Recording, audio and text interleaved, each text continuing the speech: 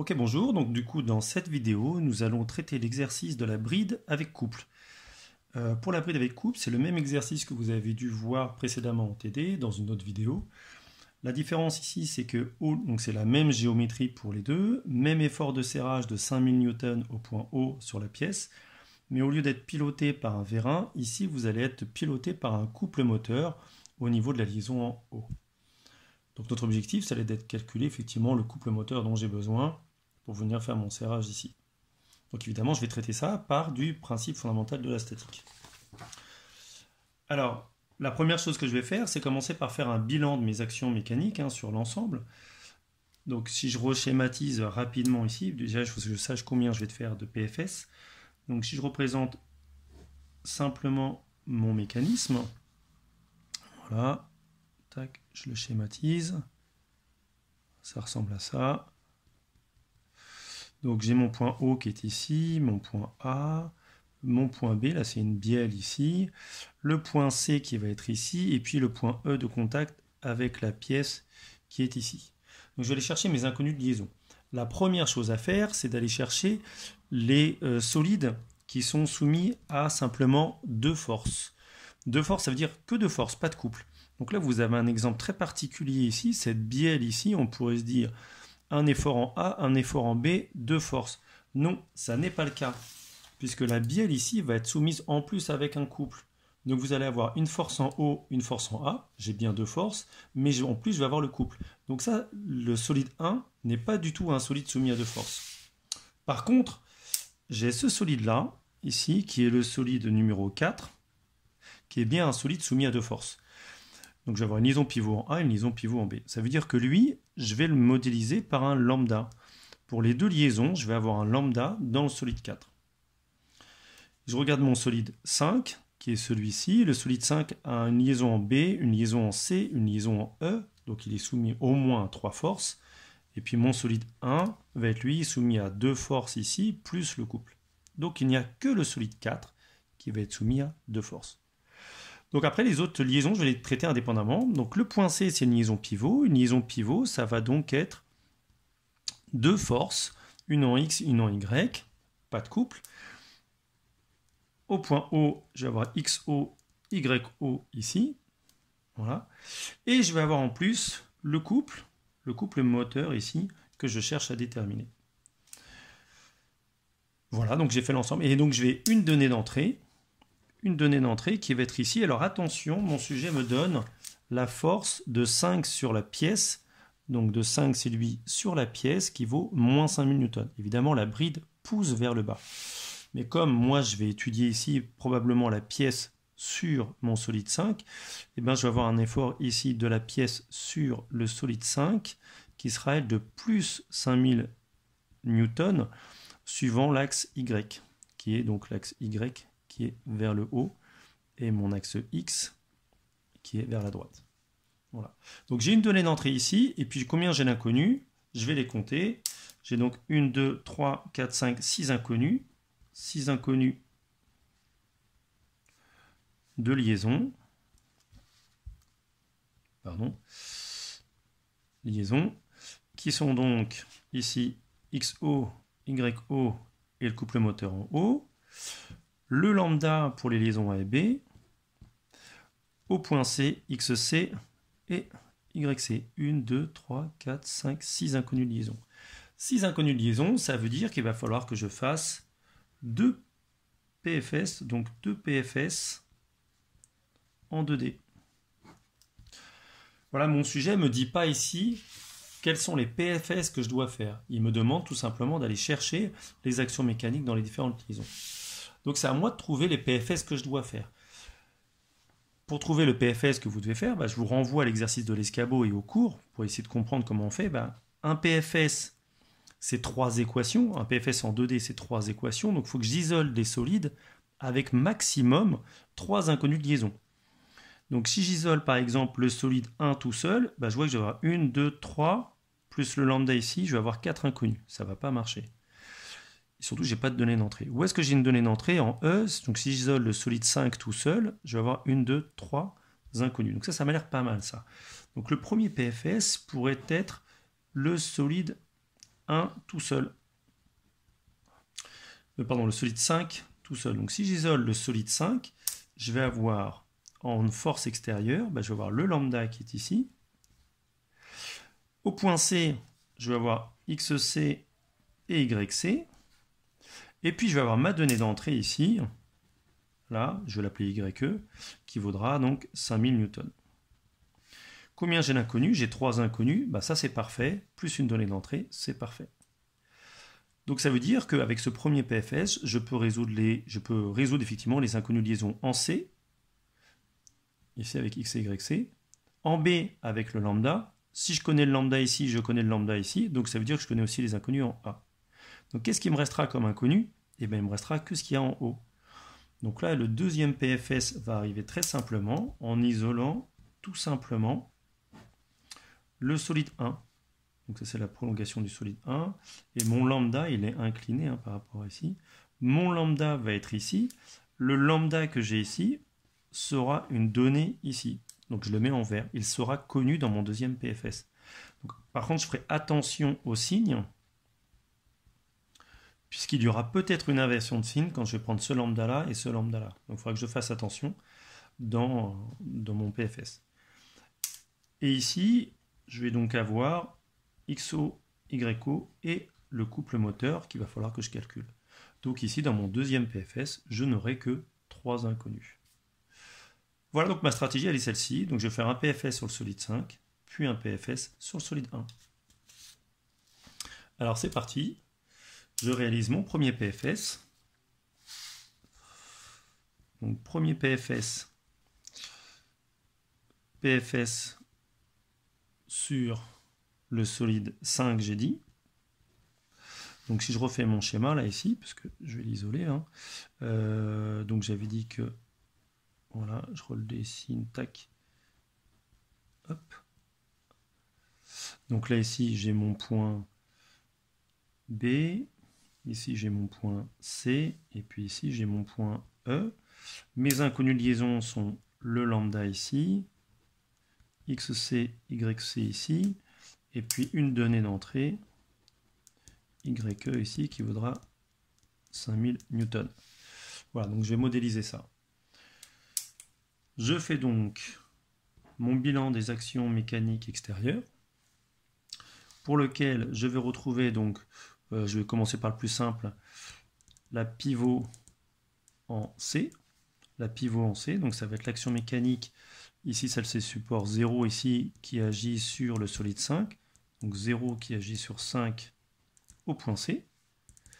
Je vais, comme c'est une pivot, je vais retrouver XC, YC et pas de couple. Pour me faciliter mon travail, je vais l'appeler, lui, la force de 0 sur 5 et pas de couple. Voilà, pour mes notations pour la suite.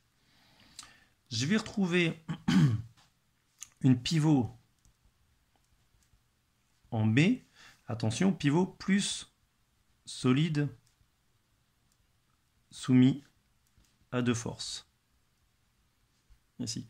Ce qui fait qu'effectivement, ma force ici va avoir une direction bien particulière. Donc, mon torseur, donc là ici, le solide qui est derrière ici, c'est le solide 4. Donc, c'est le solide 4 qui agit sur le solide 5. Au point B. Donc, ça va être la force de 4 sur 5. Et pas de couple, puisque c'est une liaison pivot. Au point B. Comment je modélise cette force de 4 sur 5 ?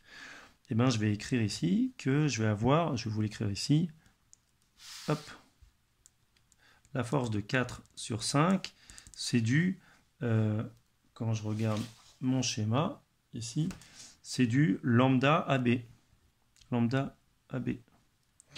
Sauf que mon AB, le AB, hop, je l'ai comme ça, AB a une distance qui fait 80 mm entre le point A et le point B, et avec un angle ici, alpha 2, pardon, c'est x4 ici, la direction c'est x4 ici, là j'ai x, donc là ici, entre x et x4, c'est marqué ici, c'est l'angle alpha 4 qui vaut 48,6 degrés.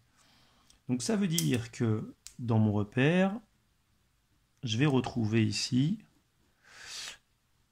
suivant l'axe X, j'ai du 80 cosinus 48,6.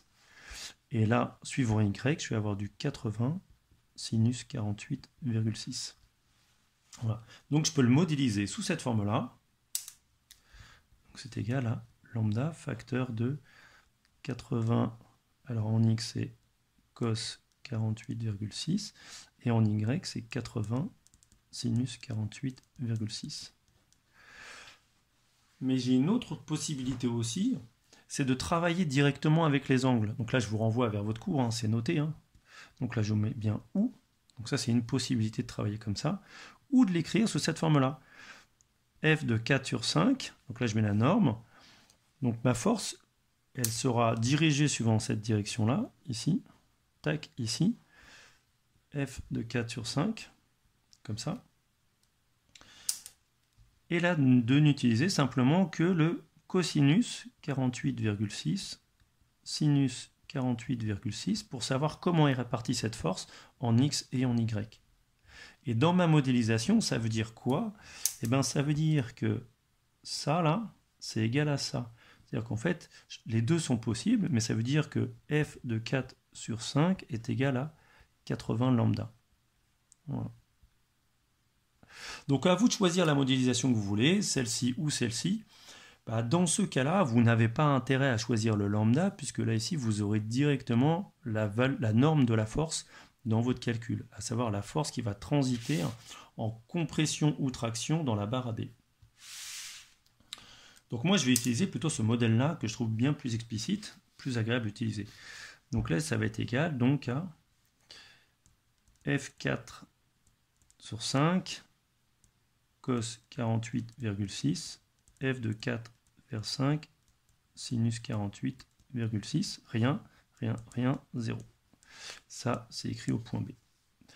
Et puis après, donc du coup, donc ça c'est mon action en B, mon action en C, il me manque plus que l'action en E. Donc la bride en E. Donc là, la bride en E, bah, ça va être l'action mécanique de la pièce sur 5.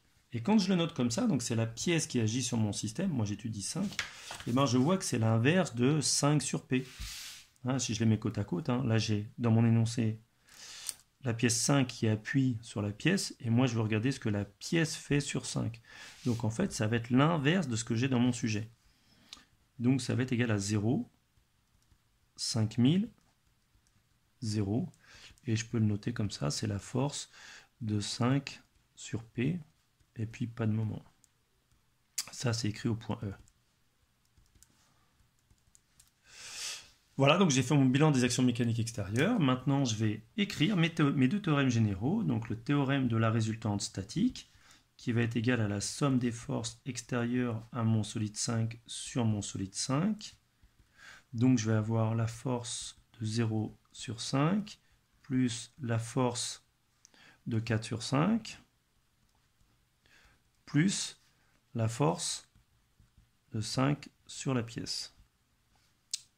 Pardon, c'est la pièce sur 5, la pièce sur 5. C'est l'inverse, la pièce sur 5. Autant pour moi. C'est donc égal à, je vais recopier, donc là j'ai mes inconnus, XC, YC, plus le deuxième, F de 4 sur 5, cos 48,6, F de 4 sur 5, sinus de 48,6, plus, lui il est connu, 0, 5000 et non étudié. Et tout ça c'est égal à 0, 0, non étudié. Voici mes deux premières équations qui apparaissent ici. Je ne peux pas résoudre là ici parce que là j'ai deux inconnus. Donc là je ne peux pas résoudre pour le moment. Je vais donc écrire le théorème du moment statique. Je vais donc avoir la somme des moments. Alors en quel point je vais l'écrire? On vous dit de l'écrire toujours là où vous avez le plus d'inconnus, ce qui va simplifier vos équations. Où est-ce que j'ai le plus d'inconnus? Bah, c'est en C. Donc somme des moments en C, de tout ce qui est extérieur à mon solide 5 sur mon solide 5. C'est donc le moment en C du torseur de 0 sur 5, plus le moment C du torseur de 4 sur 5, plus le moment C du torseur de la pièce sur 5. Est-ce que j'en connais un en C? Oui, lui, je le connais en C. Donc le moment C de 0 sur 5, c'est cette information-là. Et donc il est nul. Donc là, il y en a un premier que je connais. Lui, il est nul.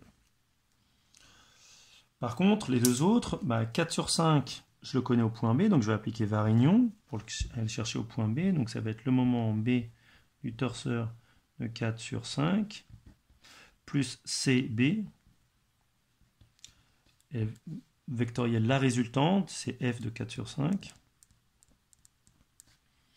Plus le moment C, ici de la pièce, je le connais en E, donc c'est le moment en E de la pièce sur 5, plus CE, vectoriel f de pièce sur 5.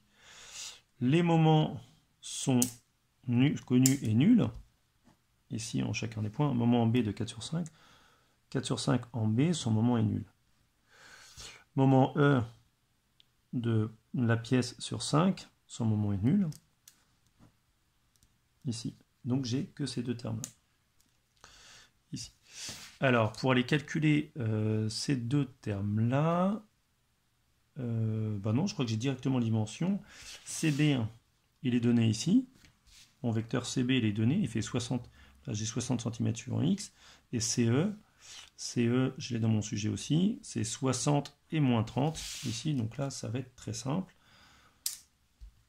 Donc c'est égal à CB, donc c'est moins 60, 0, rien, vectoriel f de 4 sur 5 cos 48,6, f de 4 sur 5 sinus de 48,6, rien, plus CE, c'est 60 moins 30, vectoriel 0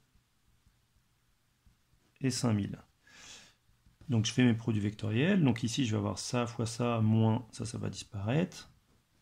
Donc ça nous fait quoi? Ça nous fait du moins 60 f de 4 sur 5 sinus de 48,6 plus, lui ici je vais avoir ça, 60 fois 5000, et les deux autres non étudiés, est égal à 0, et voici ma troisième équation.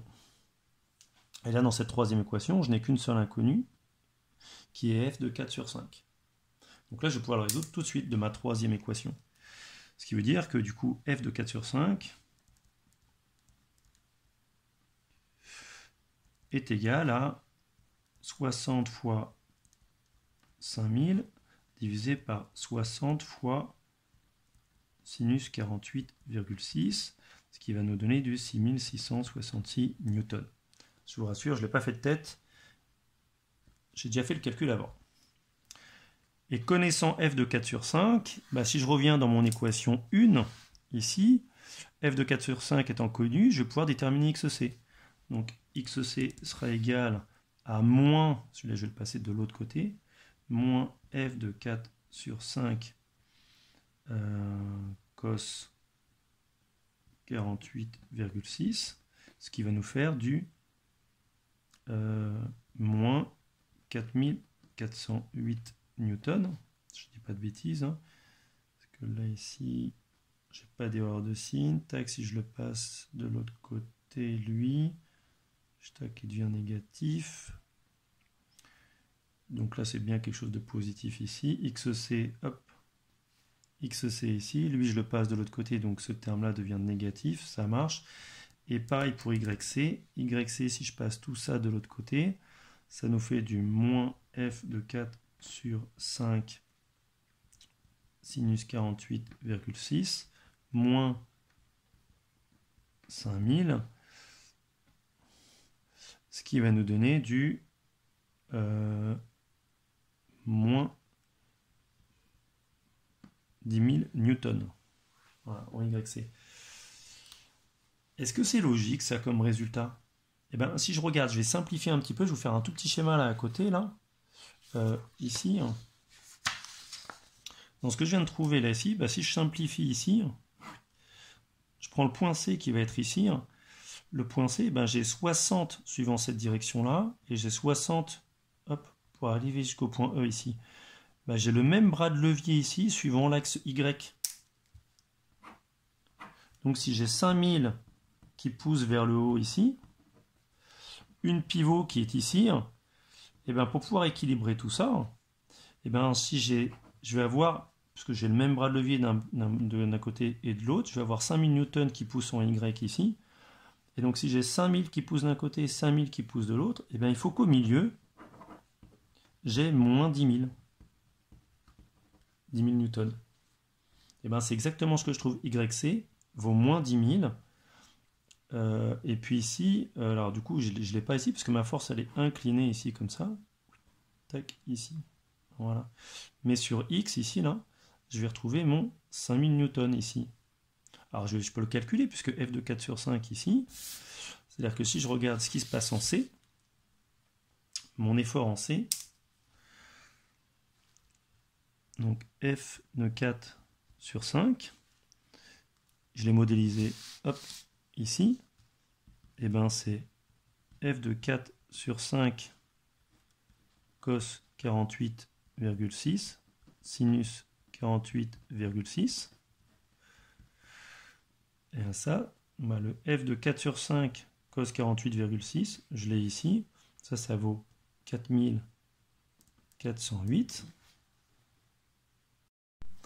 Et là, ici, j'ai mon f de 4 sur 5 sinus 48,6 qui vaut 5000 newtons.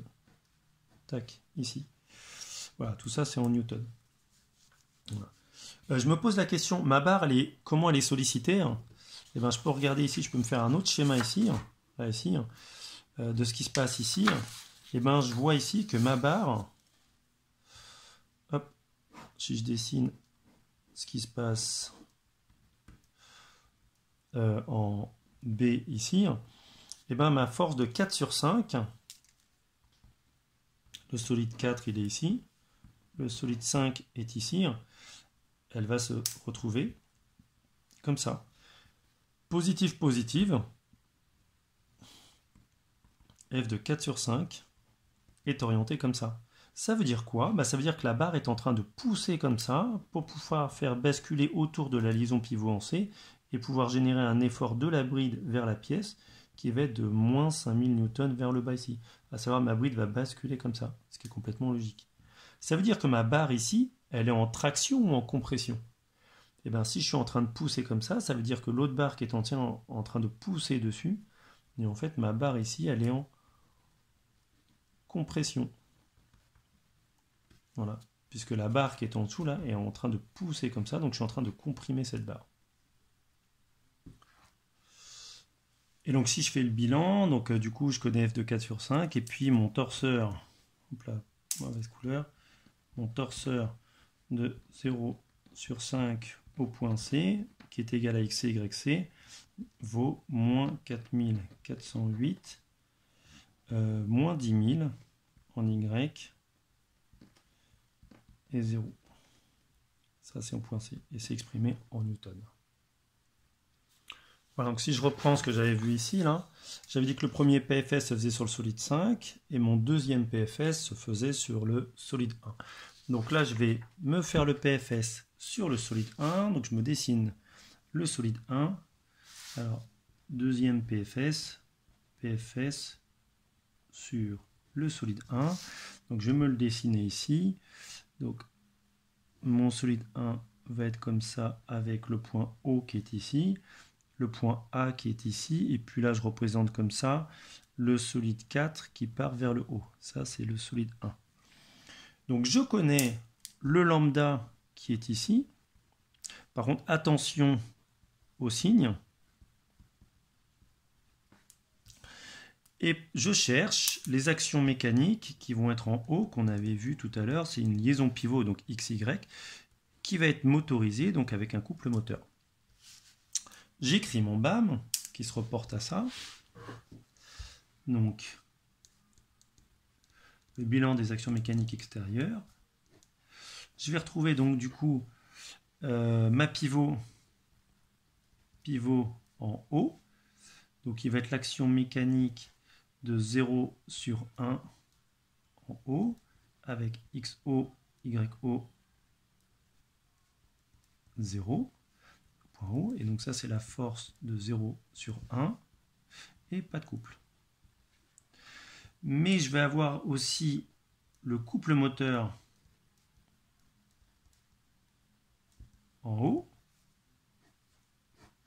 Et le couple moteur, donc ça va être l'action mécanique, je vais l'appeler CM ici, du couple moteur, qui s'écrit en haut, qui va donc pas de force, et un couple moteur. Ici, en haut, que je peux donc écrire sous cette forme-là. Le couple moteur est sur l'axe Z. Ou je peux aussi écrire sous cette forme-là, pardon, 0. Et ça, le CM, eh ben, c'est le moment en haut de ce torseur-là, du torseur couple moteur. En haut. Et puis j'ai ce que j'ai au point A ici, que j'avais déjà calculé. Alors là, il ne faut pas que je me plante ici, là. Pivot plus solide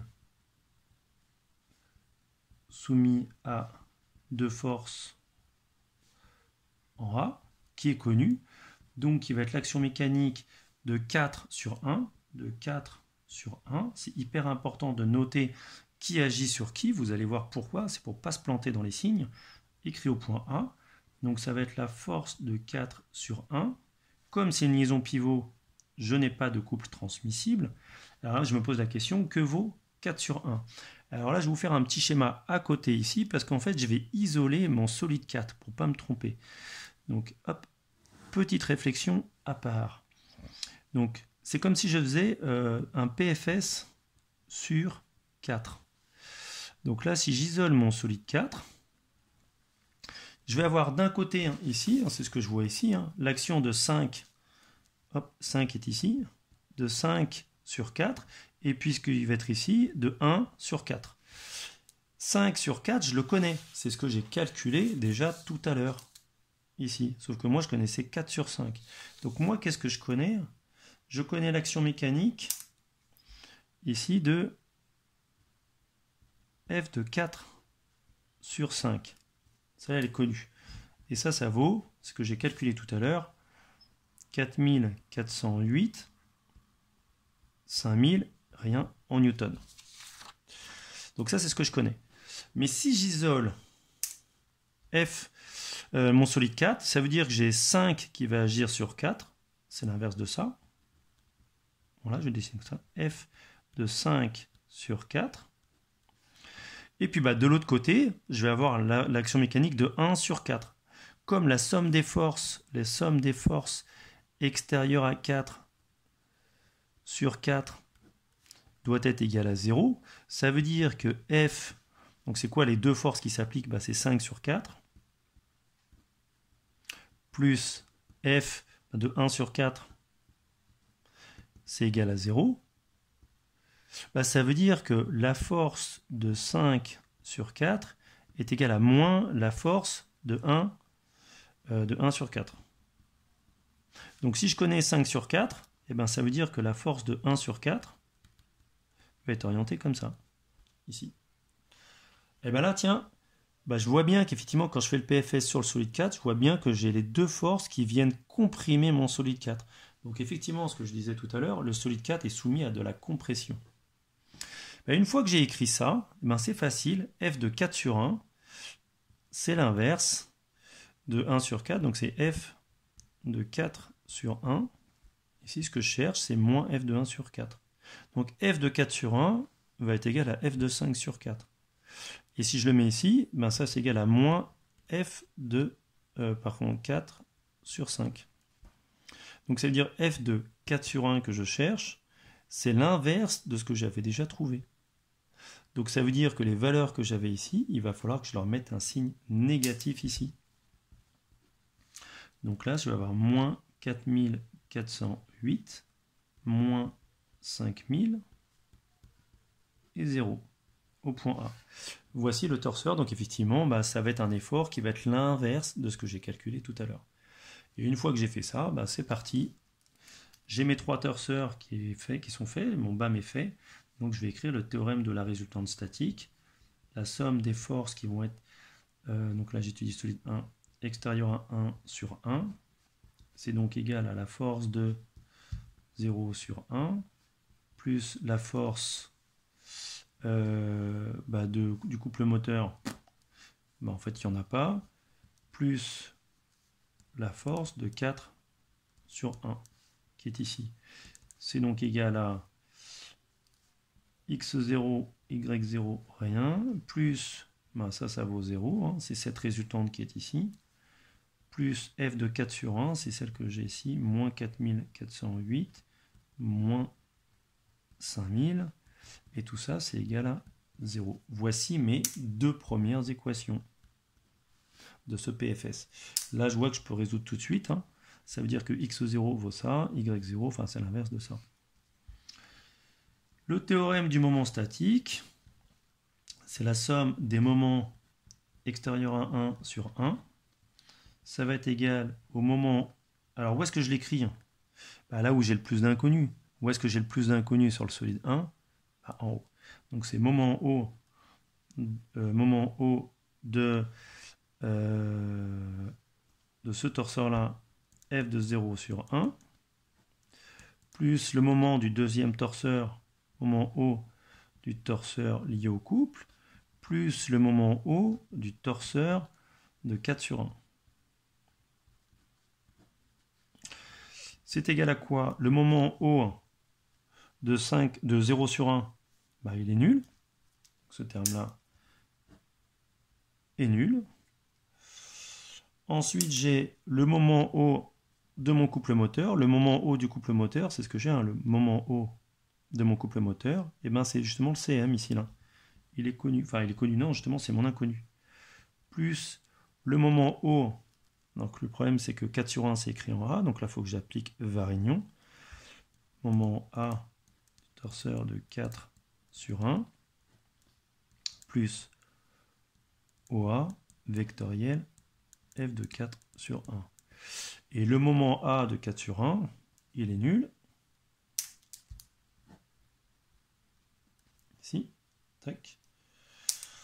Donc c'est parti, il faut que j'écrive, donc du coup, là c'est le couple moteur que je cherche, plus le vecteur OA, mon vecteur OA de O vers A ici. OA je le connais, c'est 100 suivant x2. Ouais, c'est comme tout à l'heure, là j'ai un angle qui va me le paramétrer, donc le vecteur OA fait 100 mm, mais avec un angle ici qui vaut alpha 2 et qui vaut 15,2 degrés, 15,2 degrés, ce qui veut dire que en Y, je vais avoir du 100 sinus 15,2 et en X, je vais avoir du 100 cosinus 15,2. Voilà, je le reporte ici, donc ça nous fait du 100 cos 15,2, 100 sinus 15,2, rien, vectoriel, f de 4 sur 1, je l'ai où? F de 4 sur 1, il est là ici, donc c'est moins 4408, moins 5000, ce qui me fait donc du coup,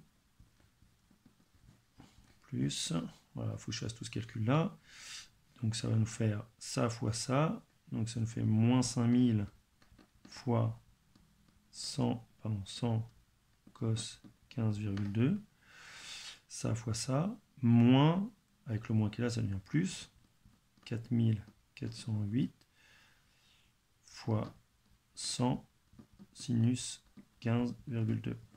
Et tout ça égale à 0. Bilan. Si vous faites le calcul, hein, de l'équation 1, 2 et 3, équation 1, 2 et 3, l'équation 1 c'est facile, x0 va donc être égal à 4408 Newton. L'équation 2, vous avez Y0 qui vaudra 5000 Newton. Attention, parce que quand vous le passez de l'autre côté, vous avez des changements de signe. Et puis le couple moteur, ici quand vous faites le calcul, vous passez tout ça de l'autre côté, ça vous fait un couple moteur qui vaut, alors je l'ai calculé tout à l'heure, alors ça fait 366 935 newtons millimètres. Ben, vous pouvez dire que c'est égal à 367 newtons mètres.